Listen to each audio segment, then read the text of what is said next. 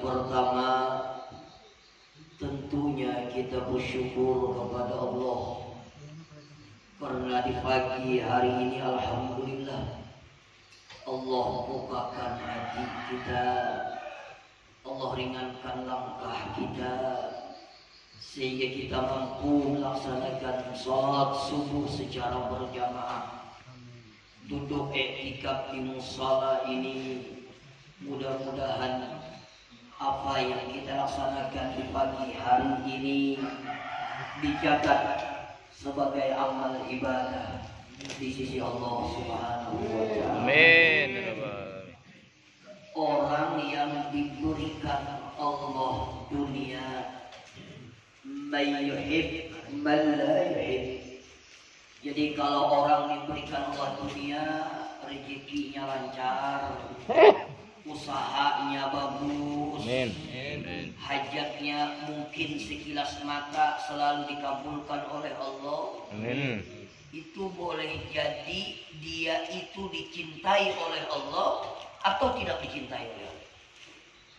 Jadi kalau orang itu diberikan Allah dunia, kita jangan tertipu. Itu boleh jadi dia dicintai oleh Allah atau tidak dicintai oleh Allah. Tetapi kalau orang yang diringankan oleh Allah hatinya, pengen beribadah kepada Allah, diringankan oleh Allah hatinya, selalu ingin menuntut ilmu pengetahuan agama, maka di dalam kitab Fawaidul Mukhtar itu bisa dipastikan orang tersebut adalah orang yang dicintai oleh Allah Subhanahu wa Ta'ala. Mudah-mudahan dengan ringannya langkah pian di pagi hari ini, terbukanya hati kita ingin melaksanakan ibadah, menuntut ilmu, mudah-mudahan ini salah satu tanda kita semua dicintai oleh Allah Subhanahu wa Ta'ala. Amin. Ulun pengen cerita dulu setunggal anak berkisah dulu. Ini mohon maaf agak kalau suaranya sorak-sorak karing nih. Karena tadi malam ulun baru selesai acara di Palangkaraya jam 11. Sampai ke sini hampir jam 3. Jadi hanya datang aja ingat kan hendak ada surak. Kalau dipukuli di sini enggak jual. Berjanji. Jadi hampir jam 3 dari malam baru datang. Jadi di dalam kitab Syarah wa Tahlil itu ada seseorang pembantu yang bernama Qatadah. Qatadah ini mohon maaf dia menjadi seorang pembantu, tapi dengan kemiskinannya tidak pernah meninggalkan qiyamul lail di tengah malam. Rupanya waktu Qatadah ini sujud, waktu Qatadah ini berdoa, apa doanya? Allahumma inni as'aluka bihubbika alayya, dan seterusnya. Artinya apa? Ya Allah, aku memohon kepada Engkau dengan cintanya Engkau ya Allah kepada diri. Rupanya waktu berdoa ini tuan rumahnya bangun. Setelah bangun lalu mendengar apa? Doa Qatadah. Karena orang Arabnya paham dengan doa orang Arab. Kalau kita kan ada paham. Makanya ada imam berdoa, Allahumma ahina miskinan, amin. Yang tahu artinya. Itu Allahumma ahina miskinan itu ya Allah hidupkanlah aku dalam keadaan miskin, amin. Jangan tahu artinya tolak bala. Kalau ada berdoa miskin. Jadi mohon maaf, jadi habis bangun, rupanya tuannya ini penasaran menunggui selesai Qatadah ini sembahyang dikabuli. Bahasa kita, hei Qatadah, kulihat ikam ini berdoa, ya Allah, aku meminta kepada Engkau dengan cintanya Engkau kepada diri Engkau. Ulun hendak bertakun, aku hendak bertakun. Apa buktinya Allah cinta lo nikam? Ikam ini kan jadi pembantu, mohon maaf nih. Artinya status sosialnya itu rendah, jadi pembantu miskin. Apa buktinya Allah cinta lo nikam? Jadi dia kata dah gampang.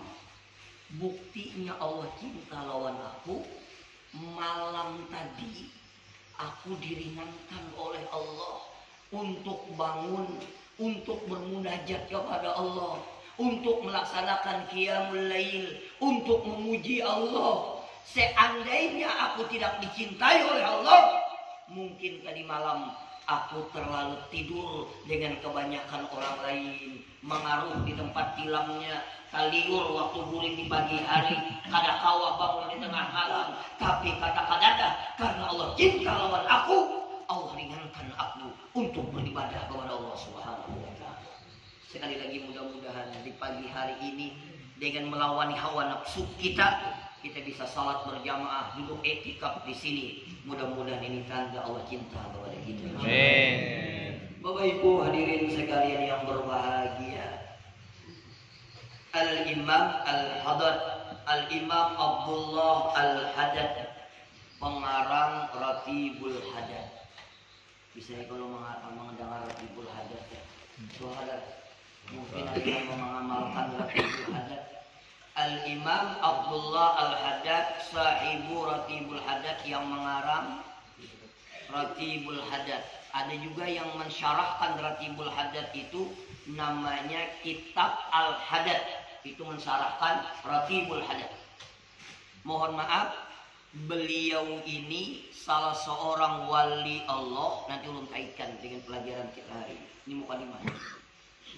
Beliau ini adalah seorang wali Allah yang dimakamkan di pemakaman namanya di daerah Hadraul Maut, itu Jambal. Jambal itu di komplek pemakaman ini menurut riwayat tidak lebih daripada 80 wali kutubnya Allah Subhanahu wa Ta'ala. Dan ulun alhamdulillah beberapa bulan yang lewat kemarin diberikan kesempatan berziarah ke makam beliau, pengarang Ratibul Haddad, Abdullah Al-Habib Abdullah Al-Haddad. Beliau itu menurut riwayat di umur 3 tahun itu kena kecacar api. Kecacar api itu yang menyebabkan mata sidin buta. Jadi umur 3 tahun kena kecacar dan mata sidin buta. Dengan mata sidin yang buta itu tidak menutup semangat sidin untuk menuntut ilmu. Setelah beliau menjadi ulama besar, rupanya ada yang penasaran. Artinya penasaran nih, ya ini sidin banyak menulis kitab-kitab kecil. Lalu ada yang penasaran, yang menulis kitab kecil ini, kitab-kitab sidin ini, apakah sidin atau ada anak buah sidin yang menuliskan? Kenapa? Karena sidin buta mulai umur 3 tahun. Rupanya kamu ini belang ke rumah sidin, belang apa? Hendak meyakinakan apakah sidin ini benar-benar alim, apakah yang menulis kitab itu adalah sidin. Niatnya ke rumah sidin hendak mengetahui itu. Sampai ke rumah diulahkan banyu, selesai diulahkan banyu dihadapi sidin buta. Setelah diulahkan banyu, rupanya tamu ini mengambil ke galas hendak meminum. Ujar sidin, jangan minum dulu. Jadi ya tamunya, kenapa aku hendak mengambilkan sendok dulu? Kenapa dia tamunya? Coba kamu lihat di galas ikam itu ada samut halus. Kamu pada melihat di sini. Lalu tamu tadi kagum, subhanallah. Bujur mata sidin buta, tapi mata hati sidin diterangkan oleh Allah. Tamu tadi aja samutnya kada melihat, sidin melihat. Kenapa? Karena mata hati sidin begitu terang, walaupun mata jahir sidin buta. Maka kata sidin, nah ini kita kaitkan. Ujar sidin, sekira kita istiqamah di dalam menuntut ilmu, sekira kita istiqamah di dalam amaliyah kita, minimal ujar sidin ada 4 yang harus kita lakukan. Karena istiqamah ini ngalih, jujur kada? Kalau anginan itu nyaman, kadang-kadang rajin, kawannya tak kajut, kalau enggak kayak kamu ya, kalau rajin, kalau koler. Kalau yang kali ini yang istiqamah, sembahyang tahajud Biar aja 2 rakaat tapi terus membaca Al-Quran kada usah banyak, biar aja sehari 5 juz. Banyak banget ya. Biar aja sehari 4 ayat, tapi habis sembahyang subuh baca terus. Itu yang berat. Makanya dikatakan apa? Al-istiqamatu khairun min alfi karamah. Istiqamah itu lebih baik daripada 1000 macam karamat. Karena istiqamah itu berat. Bujur kada? Begitu adalah karamat yang tertinggi adalah orang mampu istiqamah. Makanya dikatakan apa? Khairul amal, sebaik-baik amal adwa muha wa in qalla. Sebaik-baik amal tuh walaupun sedikit tapi terus menerus itu adalah sebaik-baiknya amal. Bersalawat itu usah banyak, kalau sebanyak sehari misalnya 100 kali tapi rutin, daripada sekali bersalawat 3000 kali. Habisnya 3 bulan bersuara lagi bersalawat. Itu bagus. Jadi kata beliau, agar kita istiqamah, maka yang pertama adalah al-ilmun nafi', adalah ilmu yang bermanfaat. Bagaimana ilmu yang bermanfaat? Pertama, mohon maaf, agar ilmu itu bermanfaat, yang pertama harus jelas dengan siapa kita mengambil ilmu. Insya Allah ilmu yang bermanfaat. Artinya jelas ini ya sahabat, pian berguru lawan si A, si A itu berguru lawan siapa, gurunya tuh lawan siapa, terus musasalnya sampai kepada Rasulullah.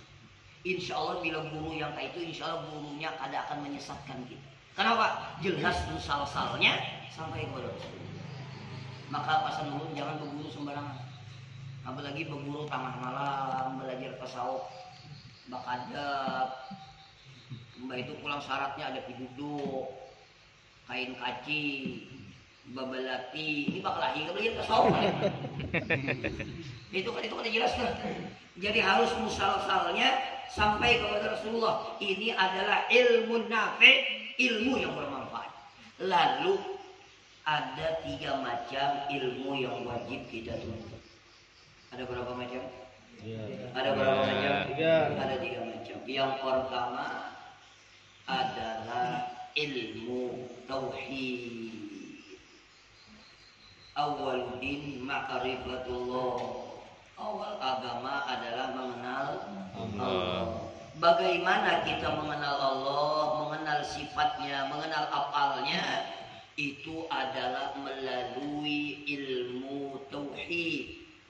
Tauhid ini agar kita mengenal Allah, mengesahkan Allah, agar jangan salah keyakinan kepada Allah kalau kita sudah kenal Allah. Bagaimana kenal Allah? Dengan ilmu tauhid. Awal wajibin alal insan ma'rifatullah bistiqan. Awal yang wajib bagi manusia adalah mengenal Allah dengan yakin. Coba. Mohon maaf. Ilmu tauhid ini harus yakin. Kada bisa umpatan. Ikam jar sapa Tuhan tuh kuasa, jar Ustadz Gipari kada boleh. Harus yakin per individu. Ikam ujar siapa Tuhan tuh satu, ujar abahku semalam. Itu kada boleh. Karena ilmu tauhid ini didasari dengan yakin. Kada boleh taklid, kada boleh ikut-ikutan, kada boleh ragu-ragu. Baik ragu-ragunya syak, waham atau zan, itu kada boleh. Harus yakin 100%. Itu ilmu tauhid. Contoh yakin 100%. Saya kira biar paham. Jam berapa sih? Senang kalau tidak? Belum. Ini pemanasan ini kada boleh los. Contoh. Pian membuka rumah, misal membuka rumah subuh, membuka rumah subuh. Sekalinya basah, mun besi mobil misalnya, mobil basah, garasi basah, halaman basah, kartak basah. Pikiran pian apa malam tadi? Yakin. Yakin enggak? Yakin. 100% yakin? Yakin. Itu yakinnya kayak itu. Kada ada ragu-ragu lagi. Begitu juga kepada Allah. Itu secara akal pian, walaupun orang kada memadahkan. Pengumuman malam tadi hujan terus dipadahkan gitu. Bujur kada? Bila pian membuka lawang, basah semua. otaknya masih berpikir hujan malam. Yakin gak? Yakin. Biar anak orang hujan kok yakin. Kenapa? Itu namanya yakin. Lain kada yakin. Itu namanya yakin 100%. Kada boleh ragu-ragu. Bila ragu-ragu, kada boleh dalam ilmu tauhid. Contoh, ragu-ragu. Misal, kaum bila inya kada ada sandalnya di rumah, berarti dilanggar. Misalnya, ini itu aja, langgar rumah. Tapi bila inya kada dilanggar, pasti di rumah. Jadi kita milih sandal aja. Oh, di sandalnya kada ada. Oh, ini dilanggar nih orangnya. Bila dilanggar kada ada sandalnya, oh di rumah nih. Itu yakin kita tuh kada yakin kayak hujan itu percaya. Bujur kada? Boleh jadi sandalnya ada, kada ada, bukan berarti kalanggar. Bisa juga kada bersandal kalanggar. Itu yakinnya beda dengan hujan tadi. Itu masih 50%. Itu kada boleh dalam ilmu tauhid. Yakinnya harus 100%. Nah, kalau dalam ilmu fikih lain lagi. Kalau fikih yakin, ragu-ragu boleh dipakai kalau dalam ilmu fikih. Contoh, segera pian paham. Ulun masuk ke sebuah rumah orang atau hendak baudu, ada tajau. Apa yang tajau? Ada ember. Embernya ada banyunya putih bersih. Mohon maaf, ulun nih ragu-ragu nih, apakah banyu ini suci mensucikan atau kada? Tapi yang ulun lihat, banyu ini bersih putih. Walaupun ada keraguan dalam hati ulun boleh meyakinkan air itu suci dan mensucikan. Kenapa? Karena tidak ada ilat, tidak ada sesuatu yang menunjukkan bahwasanya air itu bernajis atau mustakmal. Walaupun ulun dalam keraguan, ulun boleh mengihtimalkan bahwasanya air itu suci dan ulun boleh berwudu dengan air itu. Kenapa? Karena dalam fikih boleh seperti itu. Tapi di dalam ilmu tauhid mengenal Allah, kada boleh dengan taklid, kada boleh dengan ragu-ragu, harus yakin. Bagaimana kita yakin? Maka harus belajar ilmu tauhid. Bagaimana belajar ilmu tauhid? Mengenal sifat-sifat Allah. 20 yang wajib bagi Allah, 20 yang mustahil bagi Allah, 1 yang harus bagi Allah, 4 yang wajib bagi Rasul, 4 yang mustahil bagi Rasul, 1 yang jais bagi Rasul. 9 tambah 41 jumlahnya 50. Ini wajib diketahui atas orang yang mukallaf, yang diberikan beban untuk mengenal Allah Subhanahu wa Ta'ala.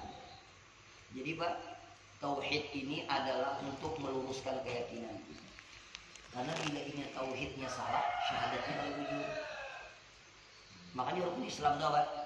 Rukun Islam yang pertama apa? Itu syahadat, itu tauhid. Nanti kita jelaskan. Syahadat itu adalah tauhid. Di situ ada sifat 20-nya Allah dan di situ ada sifat-sifatnya Rasul. Habisnya tauhid, hanya yang kedua belajar fikih. Coba lihat rukun yang kedua apa? Sembahyang itu fikih. Mengkadami fikih sembahyang ada sah. Fikih. Yang ketiga fikih. Nanti ada tasawuf. Jadi yang pertama itu adalah ilmu tauhid. Ilmu tauhid ini apa? Untuk meluruskan keyakinan kita agar salah keyakinan. Contoh, kita kadang-kadang ada salah keyakinan. Kalau inya sembahyang salah, paling-paling ada sah. Tapi kalau salah keyakinan, hukumnya menjadi kafir. Contoh, kita banyak meyakinkan ayat taqidah anal asbaba yu'adziru ma'allah. Kita kadang-kadang meyakinkan bahwasanya sebab itu memberikan bekas kepada Allah. Ini salah. Karena sebab itu kadang memberikan bekas. Contoh, kalau kita garing kita wajib. Kalau kita garing kita wajib obat. Kalau kita garing kita wajib obat. Tapi kalau obat itu yang mampiakan kita. Ini ada ini. Kalau garing wajib obat. Tapi kalau kita ampih, bukan obat itu yang mampiakan, karena obat itu adalah sebab. Sebab tidak bisa mampiakan kecuali izinnya Allah. Ini keyakinan. Ini tauhid nih dalamnya. Mohon maaf. Apalagi api membakar. Begitu tidak? Api membakar tidak? Membakar kalau izinnya Allah. Api itu ada membakar tanpa izinnya Allah. Contoh, ini keyakinan Nabi Ibrahim. Nabi Ibrahim itu kan saking ganalnya api itu kan. Nabi Ibrahim itu dibuat dikatekan, diulahkan katekan. Rupanya katekan mulai zaman dulu lah. Diulah katekan, kalau kada kawa memaraki apinya keganalan tuh nah. Diulahkan katekan, kapapanasan dikatek. Ngubur Nabi Ibrahim di dalam kobaran api yang ganal itu pang gugur, ada berbunyi pang lah, gugur. Habis gugur, biar Namrud mati juga kan. Sekalinya apinya ganal, mulai halus, mulai balus. Sekalinya bergerak. Keluar Nabi Ibrahim menggetar kedinginan. Itulah yang dikatakan wa qulna ya naru kuni barda wa salama. Katakanlah wahai api dingin dan berikanlah keselamatan. Api yang panas kayak aja tanpa izinnya Allah tidak akan bisa membakar Nabi Ibrahim. Kenapa? Karena tanpa izinnya Allah. Berarti api tidak bisa membakar kecuali izinnya. Ini harus keyakinan. Atau lagi mohon maaf, kalau kita lapar kita makan. Tapi demi Allah, makan itu bukan yang mengenyangkan. Makan itu sebab kita kenyang, tapi bukan makanan yang mengenyangkan. Tanpa izin Allah masih kali bisa kenyang. Tanpa izin Allah orang kada makan pun bisa kenyang kalau izinnya Allah. Contoh, apa dalam Al-Quran apa? Ashabul Kahfi. Berapa tahun di gua? Berapa tahun? 309 tahun. 309 tahun di gua. Makan nggak ada, minum nggak ada.